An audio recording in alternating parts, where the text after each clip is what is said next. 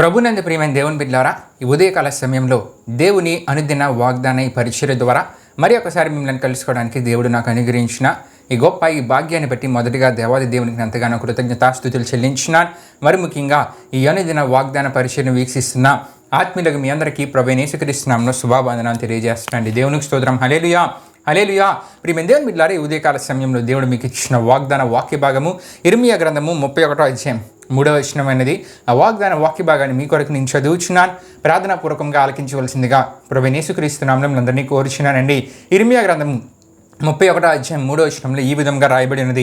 చాలా కాలం కిందట యెహోవా నాకు ప్రత్యక్షమై ఇట్లనెను, శాశ్వతమైన ప్రేమతో నిన్ను ప్రేమించుచున్నాను గనుక నిన్ను విడువక నీ ఎడల కృప చూపుచున్నాను. దేవునికి స్తోత్రం. హల్లెలూయా, హల్లెలూయా. ఈ వాక్య భాగం నుండి ప్రియమైన దేవుని బిడ్డలారా, శాశ్వతమైన ప్రేమతో నిన్ను ప్రేమించుచున్నాను అనే వాగ్దానాన్ని ఈ దినాన్ని మనం ధ్యానం చేసుకుని పోచున్నాం. ప్రియమైన దేవుని బిడ్డలారా, ఇర్మీయాకు దేవుడు ప్రత్యక్షమై ఇచ్చిన వాగ్దానంగా ఈ వాగ్దానాన్ని మనం చూడగలం. చాలా కాలం క్రిందట యెహోవా నాకు ప్రత్యక్షమై ఇట్లనెను, శాశ్వతమైన ప్రేమతో నిన్ను ప్రేమించుచున్నాను గనుక విడువక నీ ఎడల కృప చూపుచున్నానని. అయితే ప్రియమైన దేవుని బిడ్డలారా, ఇక్కడ సందర్భాన్ని మనం ఆలోచిస్తే కనుక ప్రియమైన దేవుని బిడ్డలారా, దేవుడు తన ప్రజలైన వారికి శాశ్వత ప్రేమ అంటే నిత్య ప్రేమను వారికి దయచేస్తానని, అంతేకాకుండా శాశ్వత జాలి వారి ఎలా చూపిస్తానని, దయను వారికి దయచేస్తానని, ప్రసాదిస్తానని తెలియజేస్తున్న సందర్భంలో ఈ మాటను ఇక్కడ మనం చూస్తుంటాం. ప్రియమైన దేవుని బిడ్డలారా, అయితే శాశ్వతమైన ప్రేమను మనకు దయచే దేవుడు, శాశ్వతమైన ప్రేమతో మనల్ని ప్రేమించే దేవుడు ఆయనే ఉన్నారు. దేవునికి స్తోత్రం. హల్లెలూయా, హల్లెలూయా. నిజమే ప్రియమైన దేవుని బిడ్డలారా, ఈ దినాల్లో మనుషులు ఒక మనిషి దగ్గర ఆస్తిపాస్తులు మంచి ధనం ఉన్నప్పుడు వారిని ప్రేమిస్తూ ఉంటారు, అన్నీ కోల్పోయినప్పుడు వారిని ప్రేమించరు సరికదా, వారిని ద్వేషిస్తూ ఉంటారు. అంతేకాకుండా ఒక మనిషి అందంగా ఉన్నప్పుడు మనిషిని ప్రేమిస్తూ ఉంటారు, మనిషి అందైనుడిగా ఏమైనా మారిపోయాడా ఇంకా మనిషిని పట్టించుకోవడం మానేస్తూ ఉంటారు. అంటే ఇక్కడ డిఫరెన్స్ ఏంటంటే మనుషుల ప్రేమలో మార్పు ఉంటుంటుంది. మనుషుల ప్రేమ ఏ విధంగా ఉంటుందంటే, తన ముందు ఉన్న వారు మంచి ధనవంతులు అయితే ప్రేమిస్తారు, ధనం లేని వారైతే అంతగా ప్రేమించరు. అంతేకాకుండా అందంగా ఉన్నవారైతే ప్రేమిస్తారు, అందంగా లేని వారైతే వారిని ప్రేమించరు. అంటే మనుషుల ప్రేమలో డిఫరెన్స్ అనేది ఉంటుంది. కానీ దేవుని ప్రేమ ఇటువంటిది కాదండి. దేవుని ప్రేమ ఎప్పుడూ ఒకేలా ఉంటుంది. దేవుని ప్రేమ శాశ్వతంగా ఒకేలా ఉంటుంది. కనుకనే దేవుడు ఇక్కడ అంటున్నాడు, శాశ్వతమైన ప్రేమతో నిన్ను ప్రేమించుచున్నానని.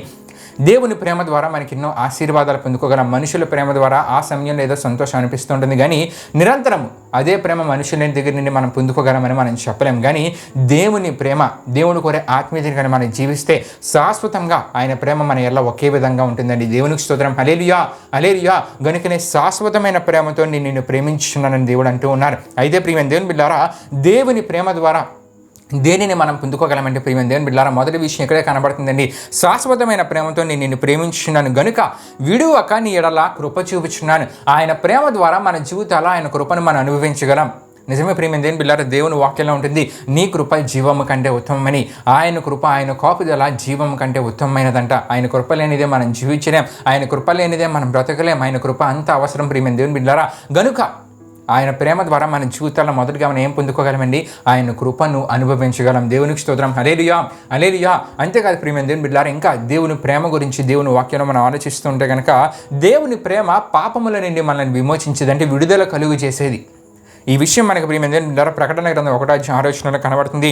మనలను ప్రేమించు తన రక్తం వలన మన పాపము నుండి మనల్ని విడిపించు, వానికి మహిమయు ప్రభావమును అంతేకాకుండా యుగ యుగములు కలుగును గాక అని అక్కడ మనకు కనబడుతుందండి. దేవునికి స్తోత్రం. హల్లెలూయా, హల్లెలూయా.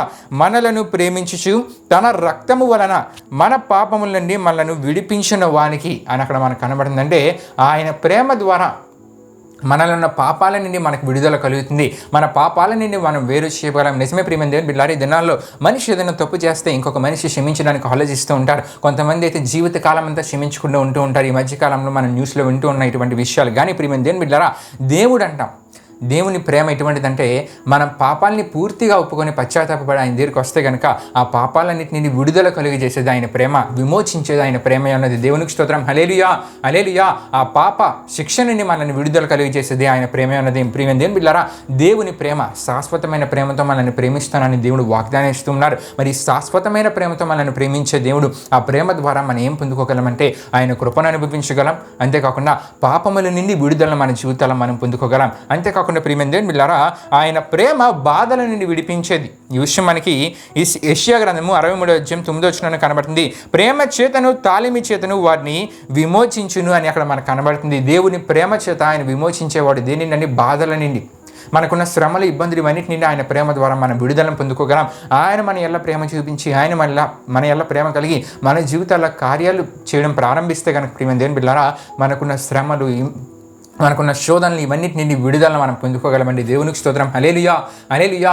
అంతేకాదు ప్రియమైన దేవుని బిడ్డలారా, ఆయన ప్రేమ మనలను లేవనెత్తేది, పడిపోయిన మనలను లేవనెత్తేది. దేవుని వాక్యంలో యెషయా గ్రంథం 38:17 మనం చూసుకుంటే, నీ ప్రేమ చేత నా ప్రాణమును నాశనమును గోతి నుండి విడిపించితివి అని అక్కడ కనబడుతుందండి ప్రియమైన దేవుని బిడ్డలారా. అంటే దేవుని ప్రేమ ఏం చేస్తుందంటే పడిపోయిన మనలను మరలా లేవనెత్తేది.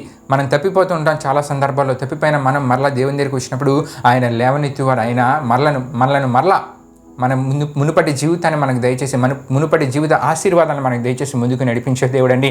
ఇంకా దేవుని వాక్యంలో మనం చూసుకుంటూ ఉంటే కనుక ఆయన ప్రేమ ద్వారా మనము ఆశీర్వాదాలు పొందుకోగలం. ఈ విషయం మనకి ద్వితీయోపదేశకాండం 23:5 కనబడుతుంది. నీ దేవుడైన యెహోవాని నీ ప్రేమించను గనుక నీ దేవుడైన యెహోవా నీ నిమిత్తము శాపమును ఆశీర్వాదముగా చేశాను. దేవుడు నిన్ను ప్రేమిస్తున్నారు కాబట్టి నీ జీవితంలో ఉన్న శాపకరమైన పరిస్థితులను దేవుడు ఏం చేస్తారండి, ఆశీర్వాదకరంగా మార్చివేస్తారంట. దేవునికి స్తోత్రం. హల్లెలూయా, హల్లెలూయా. ఆయన ప్రేమ ద్వారా ఇటువంటి గొప్ప దీవెనలు, ఆశీర్వాదాలు మనం పొందుకోగలం. ఆయన ప్రేమ శాశ్వతంగా ఒకే విధానంలో ఒకేలా ఉంటుందండి. మనుషుల ప్రేమ మారిపోతుంటుంది కానీ దేవుని ప్రేమ మారదు. శాశ్వతంగా ఒకేలా ఉండేది దేవుని ప్రేమ. గనుక ప్రియమైన దేవుని బిడ్డలారా, ఆయన ప్రేమ ద్వారా ఆయన మన జీవితాలు ఈ దినాన్ని వాగ్దానం ఇస్తున్నారు. శాశ్వతమైన ప్రేమతో నిన్ను ప్రేమించున్నాను. శాశ్వతమైన నిత్యము ఆయన మనల్ని ప్రేమించే దేవుడు. ఆయన ప్రేమ ద్వారా మన జీవితాల్లో ఆయన కృపను అనుభవించగలం, పాపముల నుండి విడుదలను పొందుకోగలం. అంతేకాదు ప్రియమైన దేవుని బిడ్డలారా, బాధల నుండి విడుదల పొందుకోగలం. అంతేకాకుండా పడిపోయిన మనల్ని ఆయన ప్రేమ ద్వారా లేవనెత్తు దేవుడు. చివరగా మన జీవితంలో ఉన్న శాపాలని ఆశీర్వాదకరంగా ఆయన ప్రేమ ద్వారా మార్చివే దేవుడు అండి. దేవునికి స్తోత్రం. హల్లెలూయా, హల్లెలూయా. గనుకంటే ఇటువంటి దీవెనలు, ఆశీర్వాదాలు మనం పొందుకోవాలంటే ఆయన కోరే ఆత్మీయత, ఆయన వాక్యానుసారమైన జీవితాన్ని కలిగి ఈ వాగ్దాన ఆశీర్వాదాన్ని మన జీవితాన్ని మనం పొందుకుందాం. దేవుడి పరిశుద్ధ వాగ్దానాన్ని మన వినికిలో దీవించిన గాక. ఆమేన్. ప్రియమైన దేవుని బిడ్డలారా, ఈ వాగ్దాన కార్యక్రమాన్ని ముగింపు ప్రాంతం మనం ముగించుకుందామండి. అందరూ కళ్ళు మూసుకొని తల ఉంచుకొని ప్రార్థనలో నాతో పాటు ఏకీవించవలసిందిగా ప్రభువైన యేసుక్రీస్తు నామములో అందరినీ కోరుచున్నాను. ప్రార్థన చేసుకుందాం. మహిమా స్వరూపైన మా ప్రభా, జీవాధిపతి అయిన యేసయ్యా, నీ ఘనమైన నామానికి మహిమ, ఘనత, ప్రభావం చెల్లించినాం దేవా. ఇప్పుడు వరకు ఈ వాగ్దానం ద్వారా మా అందరితో మాట్లాడిన దేవా, మీకే వేలాది వందనములు, కృతజ్ఞతాస్తుతులు చెల్లించినాం యేసయ్యా. మరి శాశ్వతమైన ప్రేమతో మమ్మల్ని ప్రేమిస్తానని వాగ్దానం ద్వారా మాట్లాడిన దేవా, నీ శాశ్వతమైన ప్రేమ ద్వారా మా జీవితాల్లో మేము పొందుకునే దీవెనలు, ఆశీర్వాదాలు ఈ వాగ్దానం ద్వారా మాకు తెలియజేసింది దేవా. ఈ వాగ్దానాన్ని విన్న ప్రతి ఒక్కరు మనుషుల ప్రేమ కొరకు వెతుక్కొనక నీ దగ్గరకు వచ్చి నీ ప్రేమను వారి జీవితాలు అనుభవించాలి. మీరు కార్యం జరిగించండి. దానికి తగ్గట్ట ఆత్మీయతను వారి జీవితాలకు వారు కలిగి జీవించాలి. మీరు కార్యం జరిగించండి.